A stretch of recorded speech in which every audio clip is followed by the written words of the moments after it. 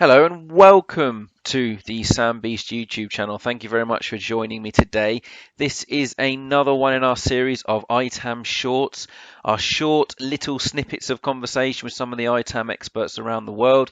Today we're talking to Rory Canavan, the owner from Sam Charter, and basically here I've just asked him what exactly does the ITAM budget look like for 2021 and 2022 and post-coronavirus pandemic. So let's hear what Rory's thoughts are, and as always, please feel free to contact me if you have any questions about IT asset management. Enjoy!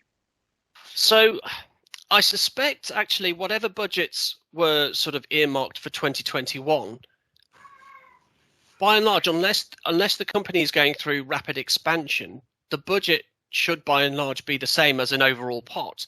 It's just that you need to be a bit more judicious about where you're spending that money. So like you say, if it's targeted more towards the front end to giving people the ability to work from home, and there's always that thing about people who have additional needs over and above a standard laptop and a mouse as well. So if they need a large monitor, they need sort of supporting furniture even, because not everybody has a spare room in the house to be able to put up a jazzy a board behind their head. Hold on. I was working in my own bedroom for 5-6 months this pandemic. It's only recently because I've moved. That's me playing the world's smallest violin, pal. That's what that is. But I know what you mean. Not everyone has a home office setup, and has Sam Beast Consulting banners behind them. I was very tempted to dig out the Sam Charter banner and put it behind my own head, and just should have.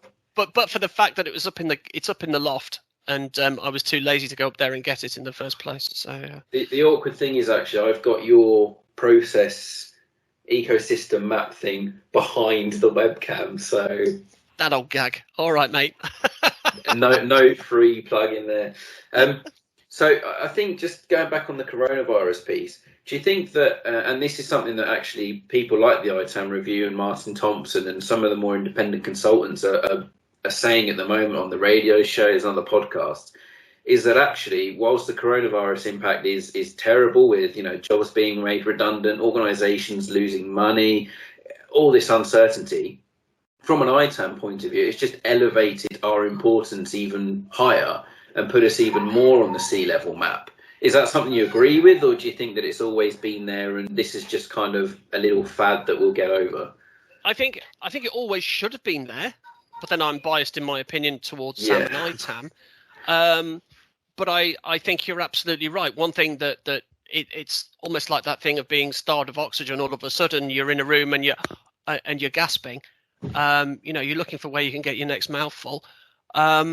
It makes you realise that the flow of information is so vital to an organisation. Information flow is key, and that was actually going back further that I picked up when I was in the Navy back in 1992.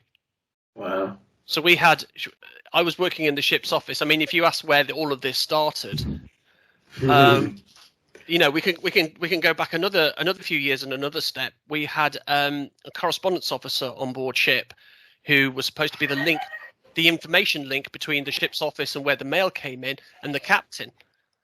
And this particular individual was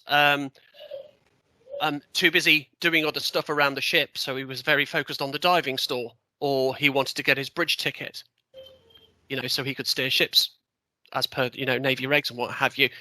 But the last thing he actually wanted to do was act as that bridge, that information bridge between the ship's office and the captain. And it kind of felt to me to do that. And once I understood that information and flow of information is very important, it just became second nature to think, right, okay, well, we're going from paper to files to post-it notes. We're doing this electronically now. That's, if you want to do that at volume and in a scalable fashion, you're going to need IT to be able to do that. And hey, that's the world of Sam and ITAM. So it just really serves to reinforce the role that Sam and ITAM can play in sustaining a business in a cost-effective fashion.